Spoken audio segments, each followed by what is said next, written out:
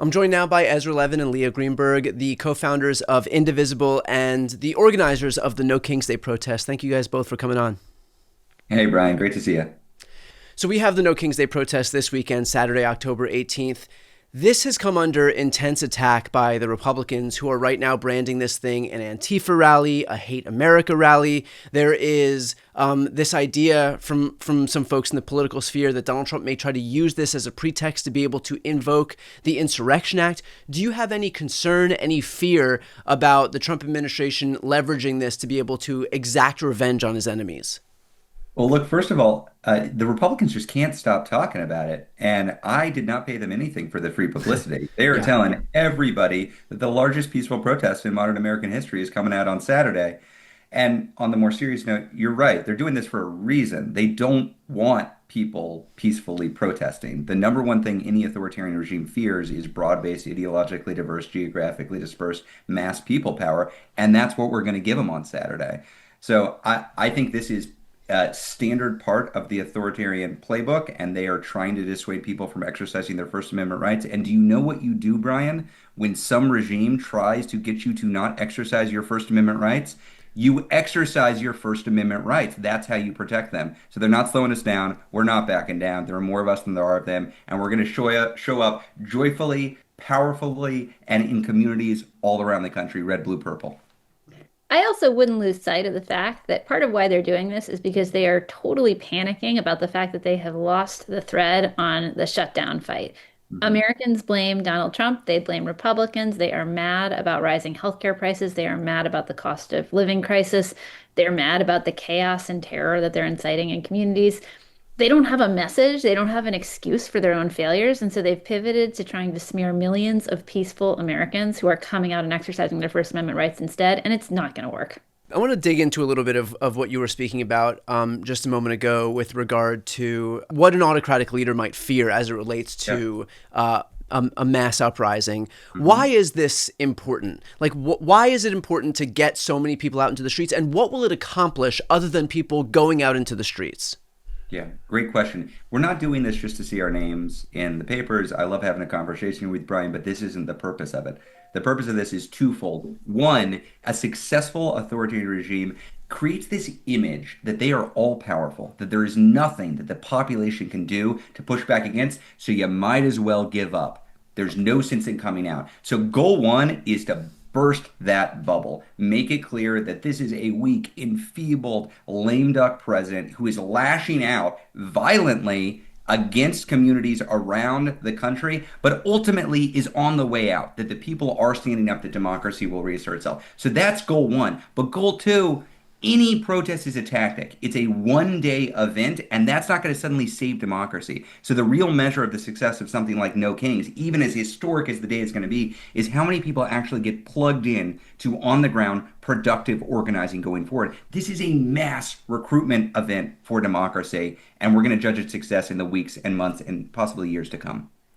Leah, to what extent does the fact that we saw kind of our first foray into effective organizing occur during the Disney boycott after Trump leaned on his FCC to get Disney to take Kimmel off the air? Like, that was the first instance where everyone was involved, everyone was engaged. There was collective action against Disney, which thought that the only risk, the only thing that jeopardized its financial success was going to be not kowtowing to Donald Trump, and they got a hard lesson in the fact that in fact there is a bigger risk, and that is basically pissing off millions and millions and millions of Americans, and so in light of that, how are you thinking about this idea of organizing, given what we saw, given the success of that previous boycott just a few weeks back?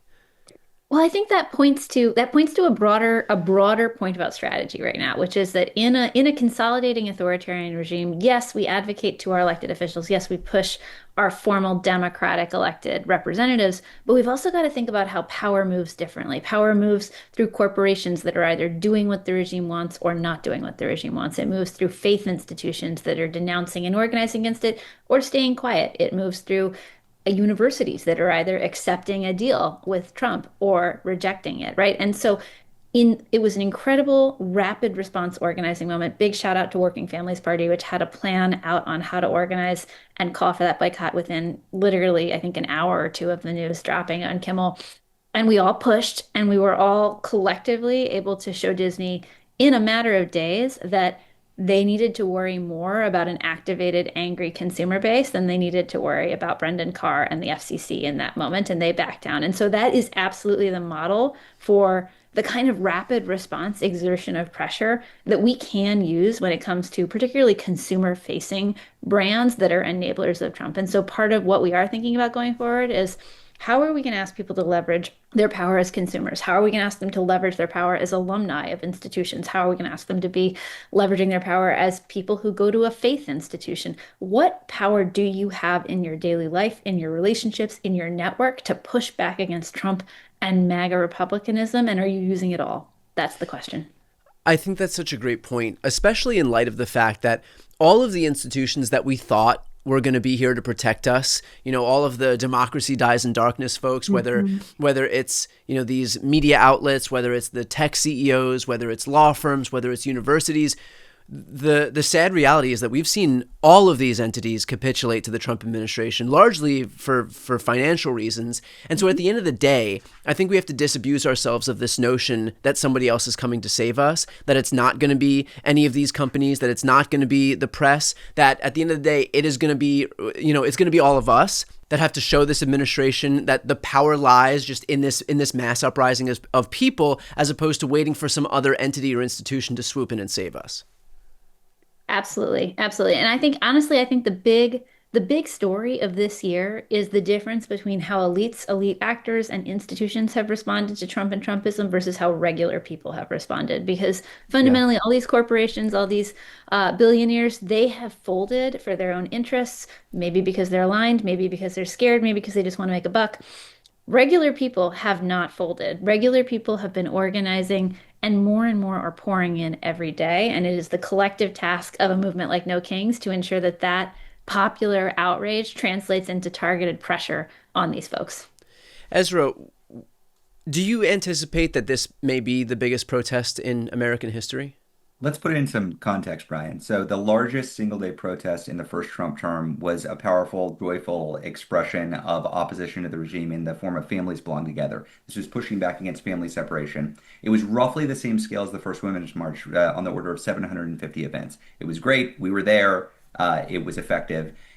Our first major protest this year had 1,300 events, hands off, roughly doubling the size. No Kings in June had 2,169 events all across the country. We have more than 2,600 events on the map for No Kings 2. I can tell you with confidence, this will be the largest peaceful protest in modern American history. Now, you had mentioned peaceful. I think that so much of what Trump is trying to leverage here is this idea of validating his warnings that this is going to be that not only this, but everything that the left does is just another indication of their violence, right? And so can you talk a little bit about what your hopes are for this parade, this rally, this protest versus what the Trump administration wants to do? And just taking a step further beyond that, is there any concern that there might be folks looking to incite violence so as to give a pretext to Trump to be able to A, validate his fear-mongering, but B, maybe use it as an excuse to clamp down or send troops in or invoke the Insurrection Act, whatever it may be? You know how we closed out the Philly rally? It was the flagship rally of No Kings 1 in June. Leah and I closed it out. There were 100,000 people in the crowd. We waved American flags and led 100,000 people to recite the Pledge of Allegiance. It was joyful, it was boisterous, it was powerful, it was funny, it was fun. That was the vibe of No Kings in June. That was the vibe of Hands Off in April. If you went to any protest this year that was organized by Indivisible or No Kings or coalition partners, that's what you would have seen. And I know there's an attempt by the regime to make this feel scary, and that's intentional. They want to scare you away. And I'm not saying we should be stupid about this. I'm not saying we should ignore the threats, but we shouldn't let them steal the joy and the power that we are bringing to these events. We need to hold on to that and celebrate it.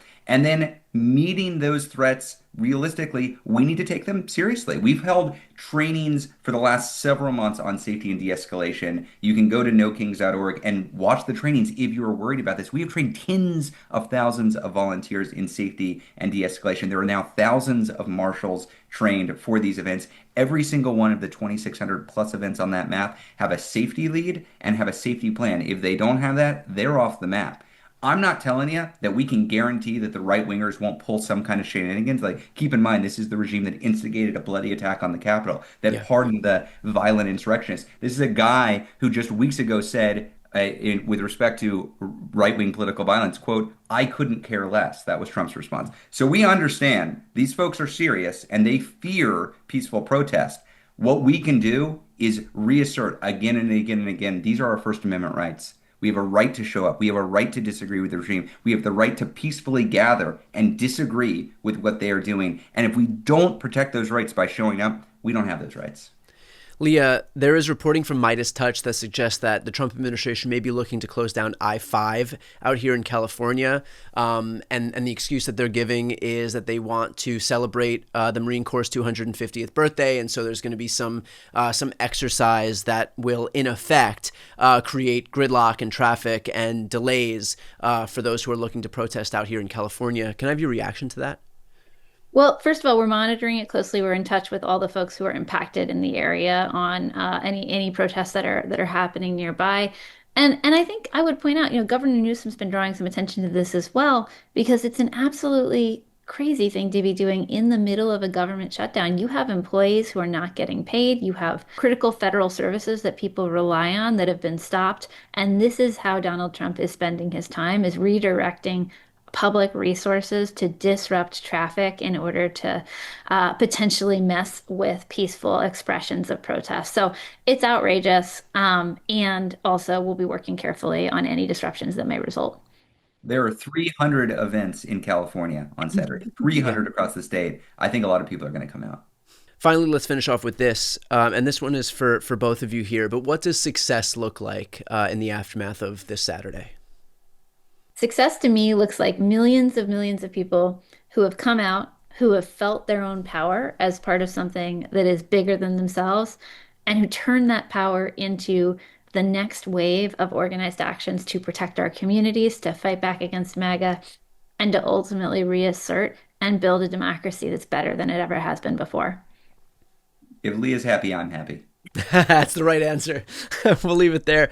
For anybody who's looking to exercise their First Amendment rights this weekend and to show their displeasure with the direction of the country and with the overreach of this administration, please head to nokings.org. Find your local protest. Again, as Ezra and Leah mentioned, there are 2,600 across the country, so please go out there and make your voice heard. Ezra, Leah, thank you so much for taking the time. Thanks for the work you're doing here. Thanks, Brian. Pleasure to be here.